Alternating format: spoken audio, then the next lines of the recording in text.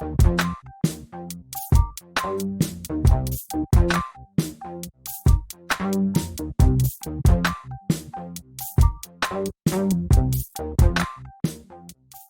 and welcome to the Nitty Kitties channel.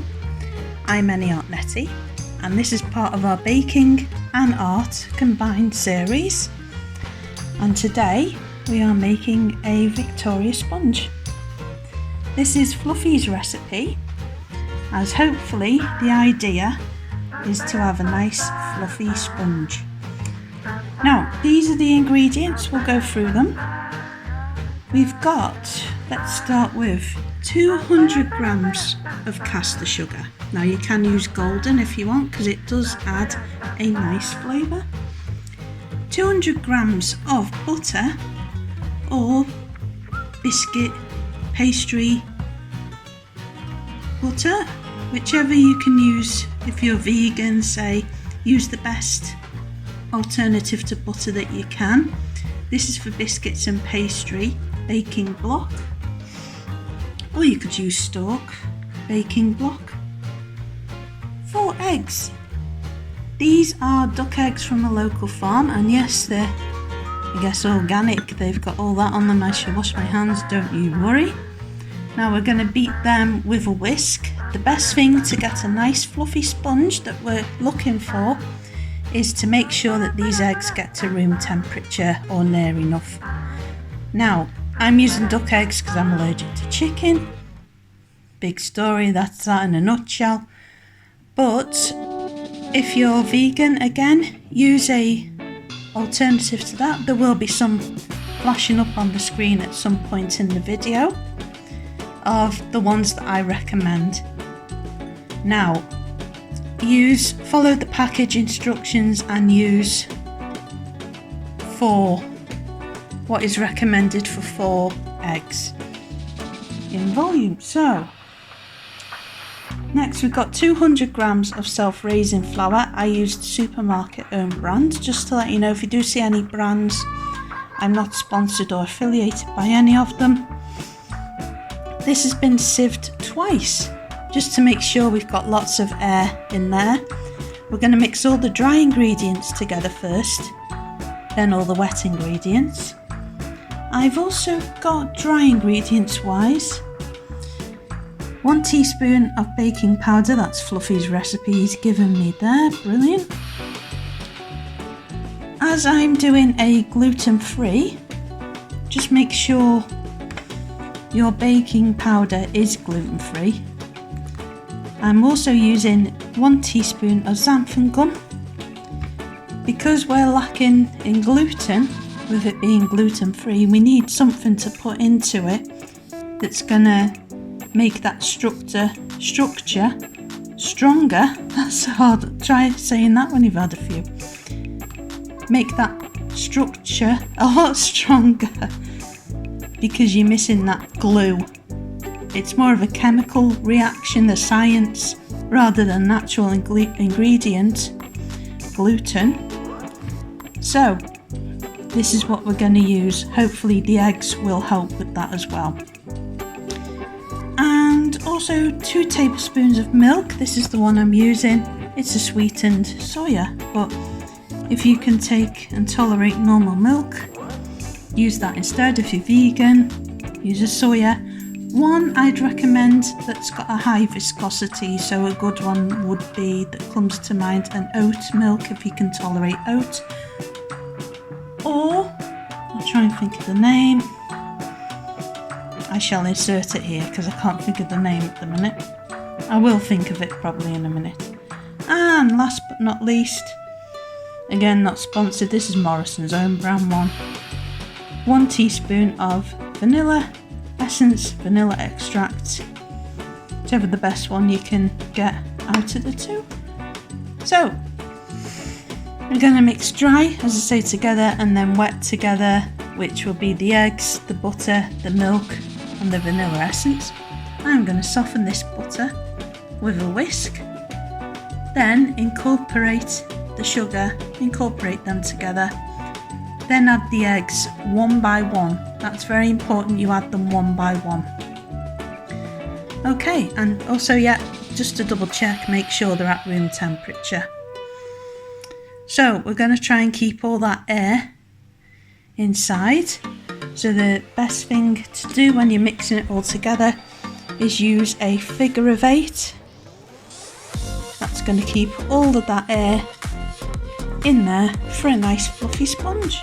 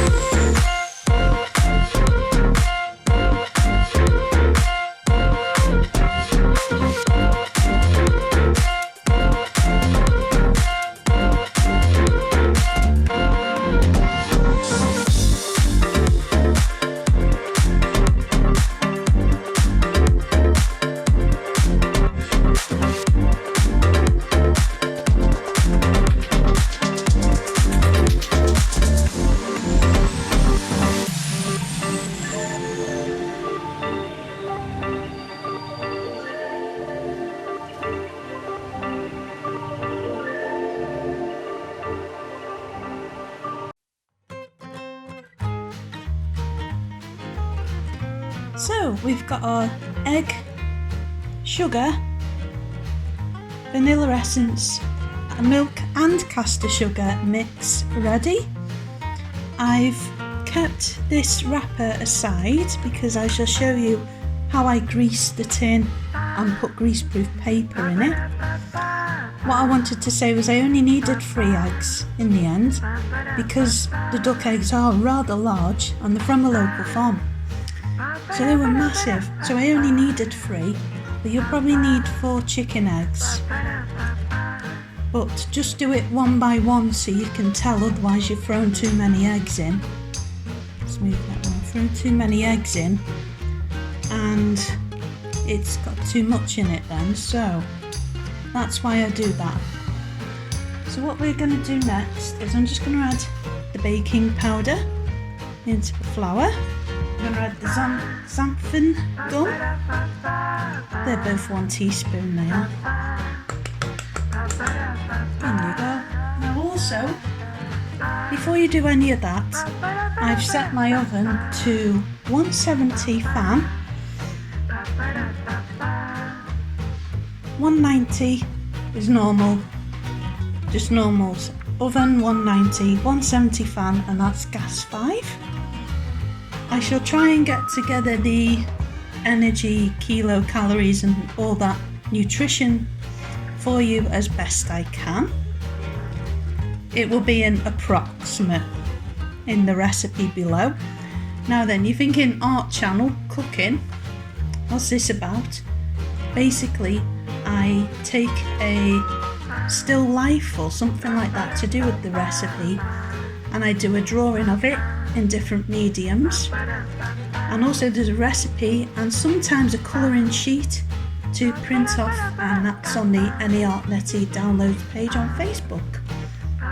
Also, if you do colour in any of the pictures or do any of the recipes, please use the hashtag xXNetty on Instagram so I'm able to see it.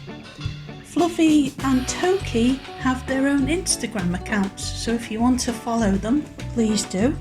They're currently watching me now in the kitchen. They're a bit further away, all their stuff is further away in the kitchen, so they're not allowed in this area. They are both indoor cats, yeah, so Fluffy and Toki, I shall put them on the screen somewhere now while I'm showing you the next bit. So, we've got all of this air in this bowl here. I put the wrong bowls. I should have used a larger bowl for this. But be careful. You want to sift that flour into this large bowl with the egg sugar mix, because you don't want to lose any of that precious air. What I'm going to do is the other way around. As usual, I mess it up. So we're trying to get that lovely, fluffy, light sponge. So we're gonna incorporate all that together. Now, in the one big bowl. If you can, use 2 large bowls, but what I'd do is I'd sieve the flour into that. And then you can't lose any of your air then.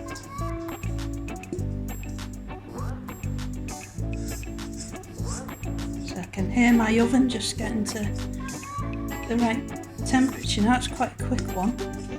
Obviously I'm filming this as well, and in between I'm setting up, so I set the temperature quite late in the game for this. And what we're going to do next, let's do this so you can see it.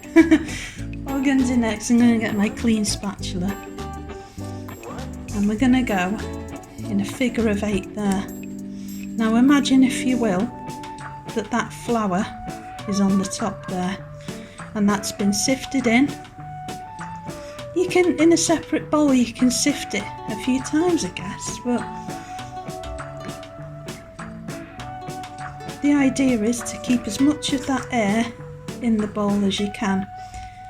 And what you're doing is you're folding it rather than mixing it. At this point you want to be folding and not using a whisk, be that a hand whisk or be it an electric whisk like I did. So we're just going to do that now, and I'll do it in a time lapse so it's a bit less boring to watch.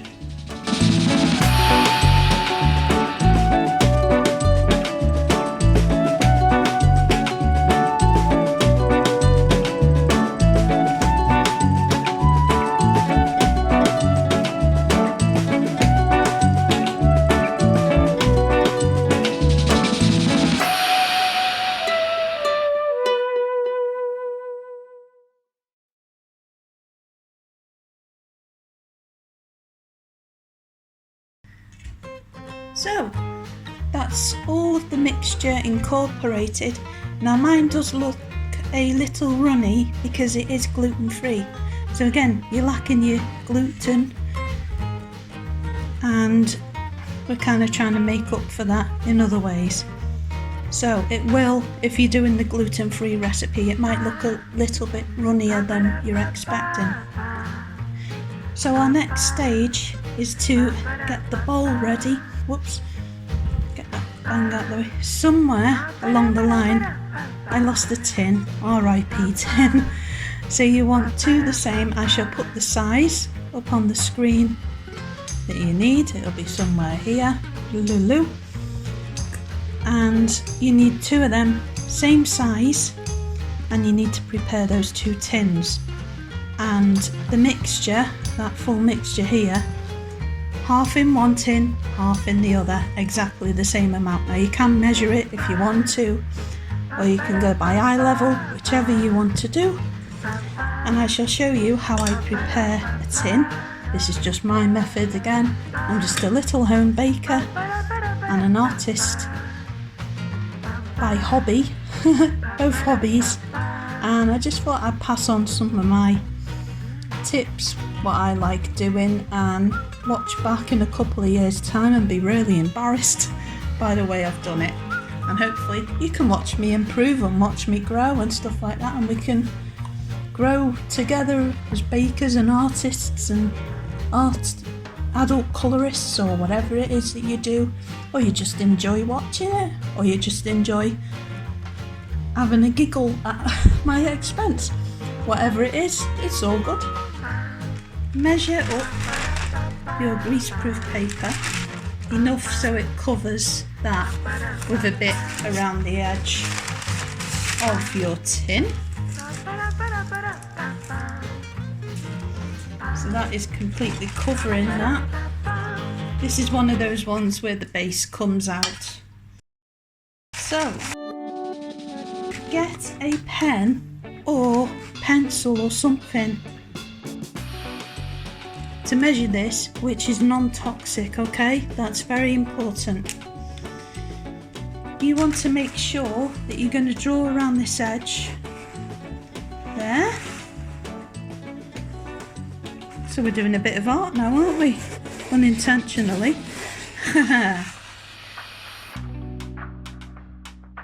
Now we're getting all crafty now.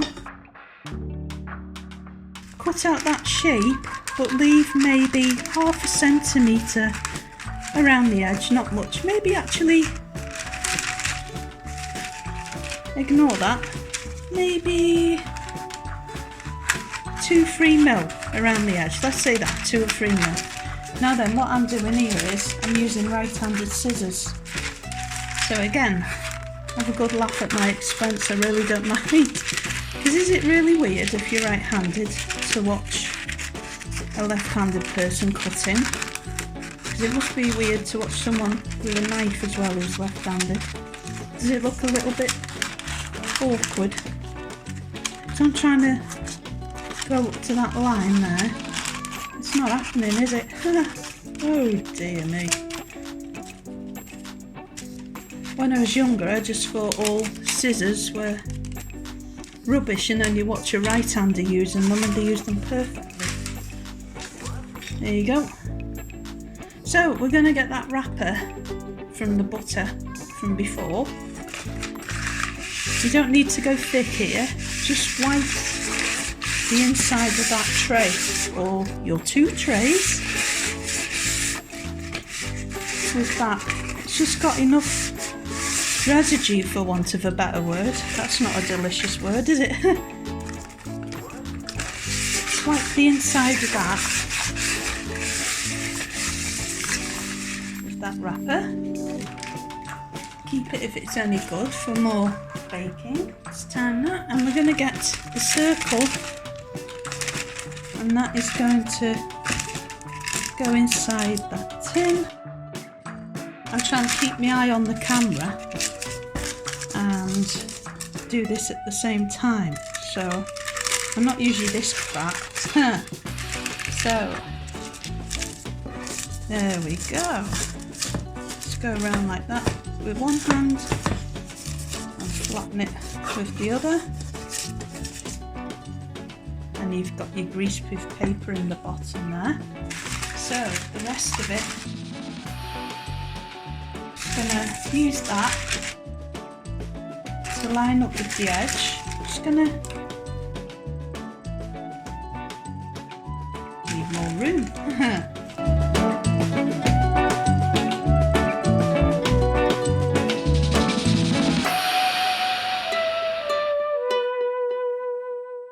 And then cut a nice piece to go around the edge here. Okay.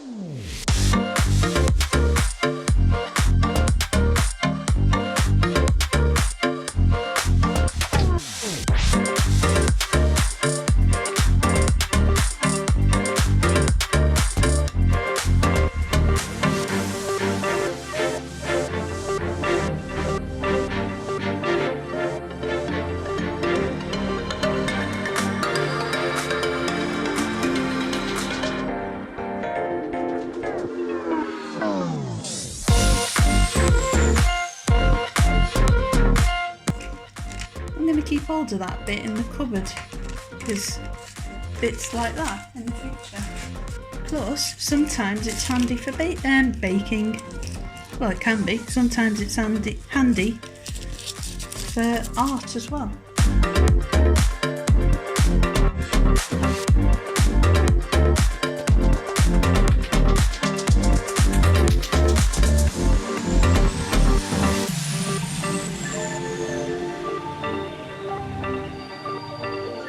There's only one thing left to do then, cake wise, and that is add this mixture in. I'm just peeking over the top here and keeping an eye on the camera, so it's going to look very, very awkward. Now then, get that cake mix in there, in your tin. I bet people watching this have their own methods of doing that, lining the tin, and that's sound by me, but that's the way Netty does it. Am I saying it's the right way? No, absolutely not. But it might help someone, you never know. I like helping people. I try every way I can. So, there we go. Ooh, my belly's rumbling.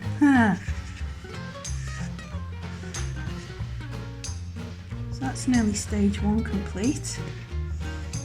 How good is that?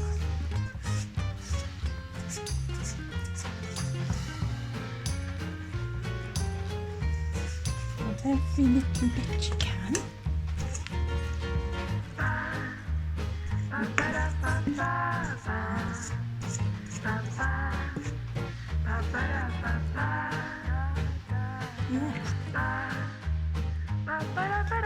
Ooh la la. So, just going to get the other spatula, actually, silicone one, both of them, and make sure that is nice and neat. There.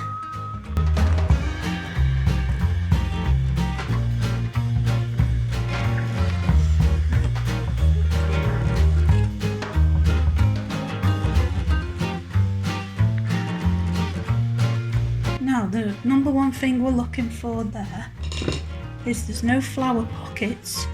You haven't got a mix that looks like scrambled egg, and it's all nice and fluffy, and it's in 2 separate tins. Very important. Now we're going to bake that, and I shall put how many minutes that is on the bottom of the screen there. It'll be there, and it'll be in the recipe below as well. And then once that's done, we're going to make a buttercream, and I've pre-made a jam, but I shall put the jam recipe below as well for you to print off. It was only quite simple actually. I used pectin, sugar, strawberries, fresh strawberries, and some vanilla pod, actually some vanilla pod, and it brings out the lovely sweet flavour in the strawberries. So the jam recipe will be available to print. I've already made the jam, so that's why I shall do that. One day soon on this channel I shall do a jam recipe, only because it's the technique and getting the timing right rather than anything. The actual recipe is pretty easy and simple. So yeah, stage 1 done. This is going to go in the oven. Then we shall do stage 2, which is making the buttercream, putting the jam on, and then preparing it and constructing the cake. How good is that? So you've got to make sure that the cake completely cools before you put the buttercream and the jam on. That's important as well. So if you're making a gluten-free, make sure that that is completely cooled in the tin, and don't take it out of there until it is completely cooled. With what I'll say normal, a one with gluten in, make sure that it's put onto a cooling rack and completely cool until you put the buttercream on. Hope that helps in some way. So yes, there we go. Let's see I shall do some kind of transition now into the baked version, and it'll be cooled and everything. It's like no time has gone by, like an hour or two has just gone like that. So there we are, see you in a minute. Okay, so here is the sponge cake all done, and I've took it out the tin. Now when I went to check that it was done, I always get a cocktail skewer and poke that somewhere in the middle, and if it comes out clean, it's ready. I find another thing to do is to actually, it sounds weird, but I heard it on the Great British Bake Off, which is a brilliant TV show, and you listen to it, you can hear it kind of sizzling. The less sizzling it's doing, the less time it's going to be ready. So yeah, have a listen to it, hear it if it's sizzling. You know if it's sizzling or not a lot, it's not ready yet. So we've got to the stage where it's nice and cool to the touch, and we're going to add the jam, which I've pre-made my jam, that's my homemade. The link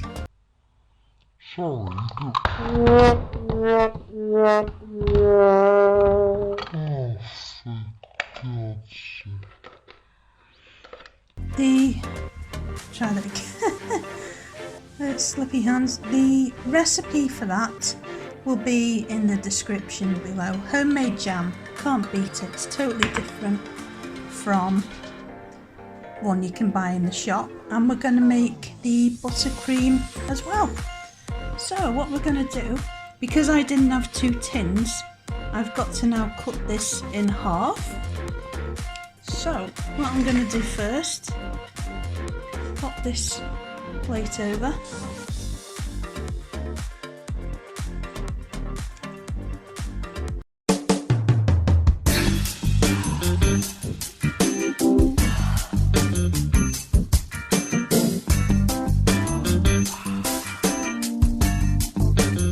I like to have the smoother side.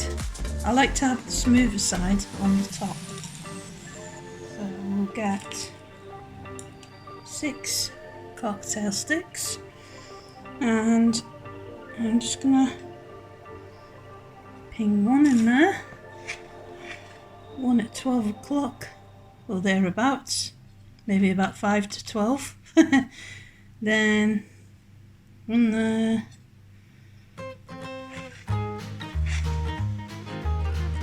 otherwise when I cut it, it's always lopsided. One in the middle of that, one there. You can actually get a piece of equipment to do this. It's like a saw, but I don't have one. So there we go. Looks like some kind of new age sundial, doesn't it?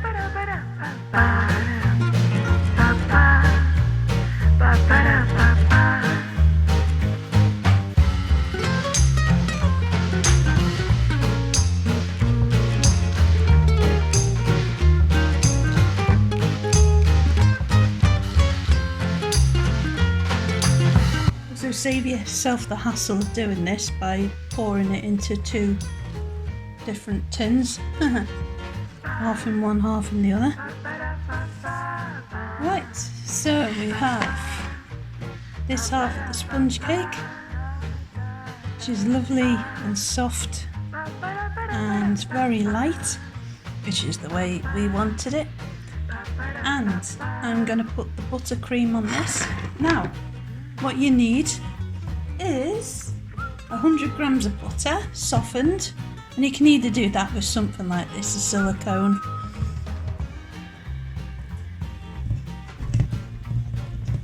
Silicone oofa doofa.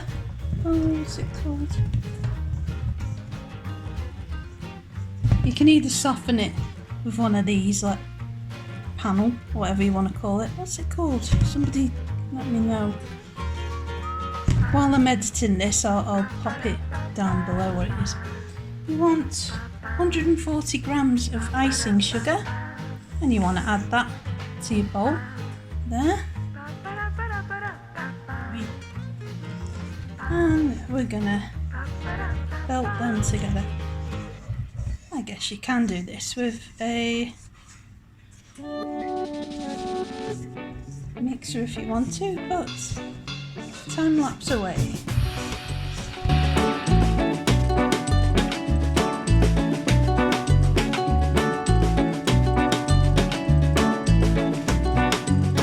Make your job a lot easier by putting just a drop of vanilla essence in and a tablespoon of milk.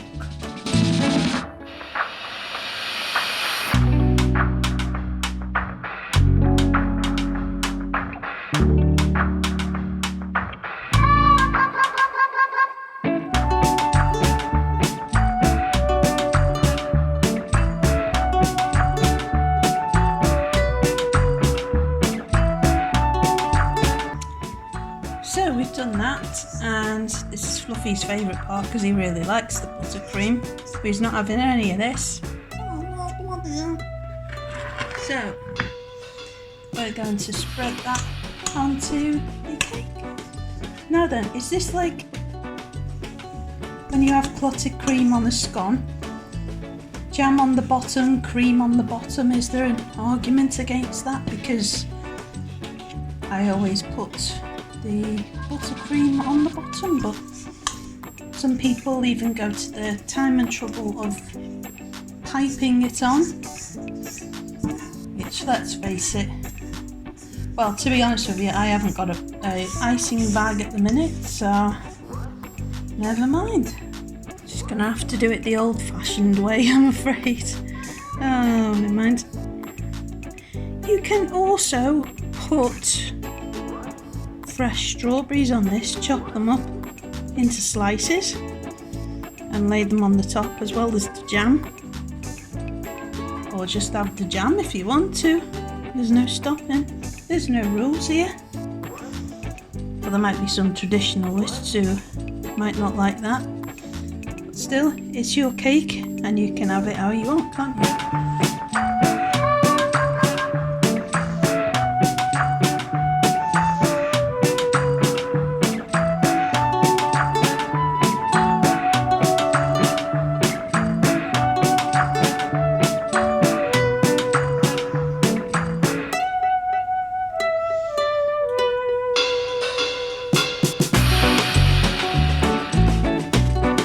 And there we go, that's your buttercream layer done. So now the cream side is done, and like I say, you can slice up strawberries there and pop them on the top of that. I'm going to put my jam layer on, homemade jam. I suppose you could use raspberry jam as well if you wanted to. This one has got real fruit pieces in it. So you can, if you want to, you can make it really smooth, but I like it to have the bit, is it called bits they usually say? Nice chunky bits of strawberry in it. Lovely. And just make sure,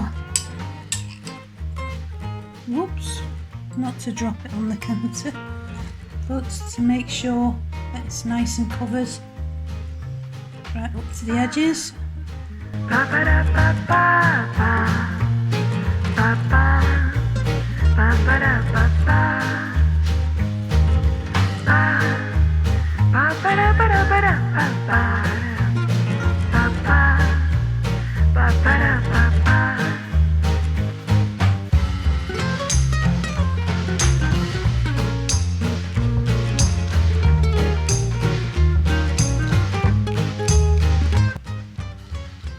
So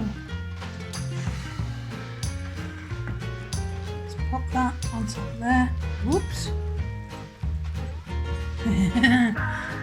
And there we go. And what you can do there is add a layer of icing sugar, just as a bit of frosting on the top.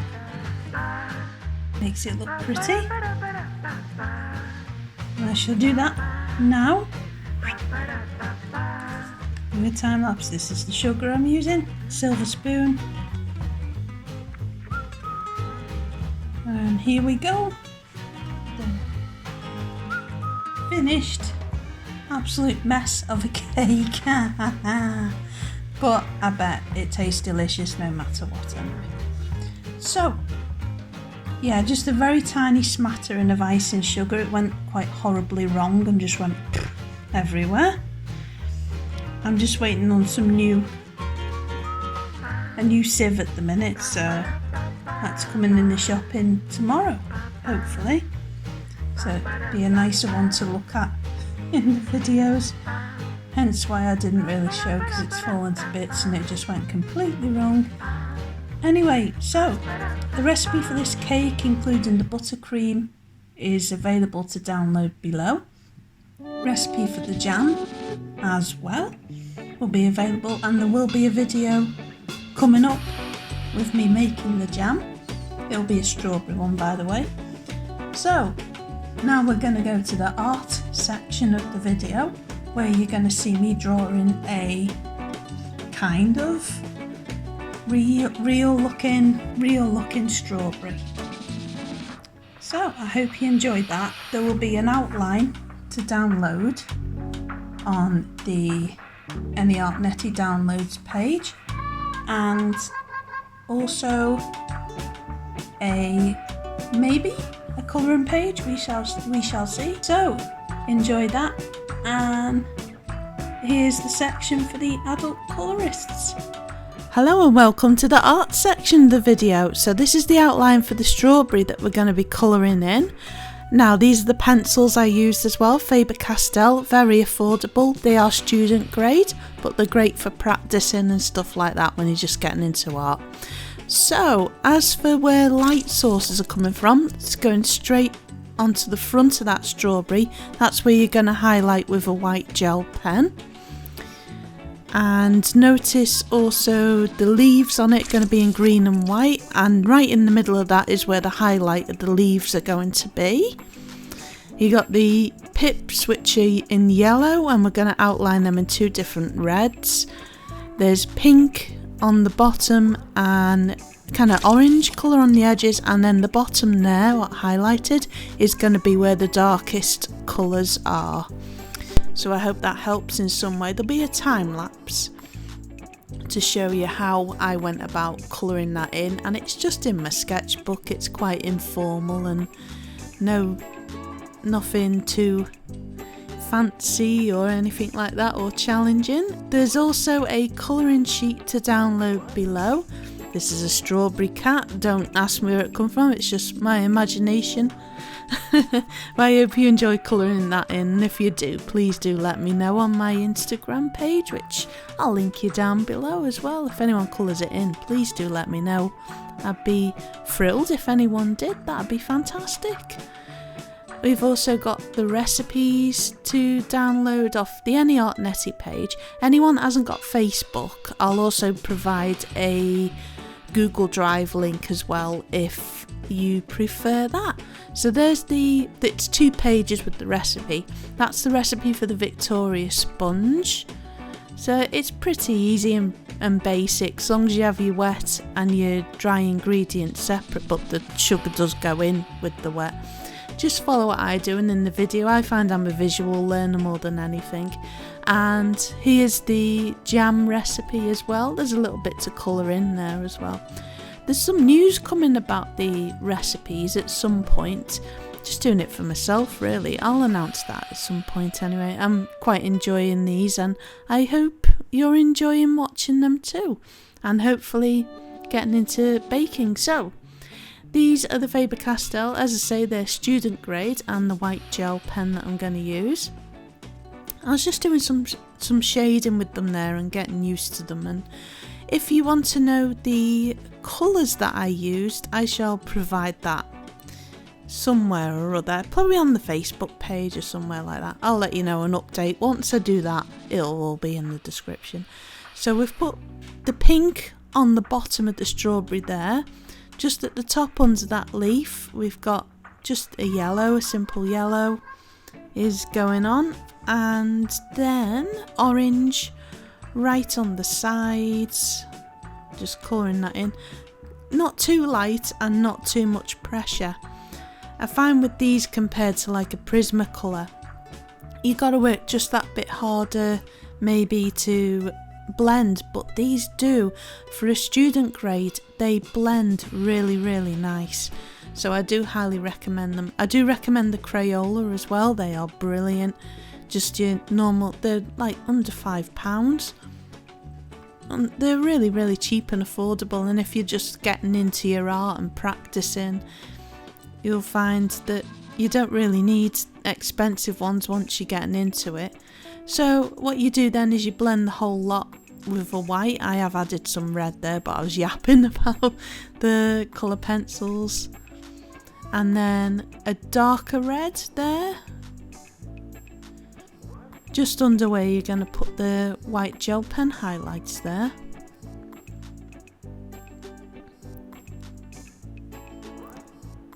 Some more red around. What I'd do is I'd keep building up the colour, but only very light, because you can't take away when you're doing it. You can add it, but you can't take it away unless you erase it a bit, but just go light and take it out. Oh, that's a Wooloo that I drew from Pokemon. So I was looking for another colour there, and the red. Obviously with that you haven't got as much of a selection as you have with your Prismacolors or your Faber-Castell or all them kind of things. But yeah, there is a good enough selection, but I found maybe a darker red would have been to an advantage. But maybe use a dark brown would be alright. Just very light. I'm just colouring in the seeds there, the yellow seeds on the strawberry, with quite a hard pressure. The best thing with these is to make sure that you've got them sharpened really well. And just in case you're wondering, that is a toned tan. Now we're colouring in the green and just leaving the middle of the leaf, and we're going to colour the middle of the leaf with yellow, and then use the white over it to completely blend all the leaf colour. I'm just doing a little bit of red around the edge of the seeds there, only a half of the seed, and then the other seed use a darker red around what you didn't line that with. That, does that make sense? So you got the little yellow seed, line half of it with a light red and then the other half with a dark red.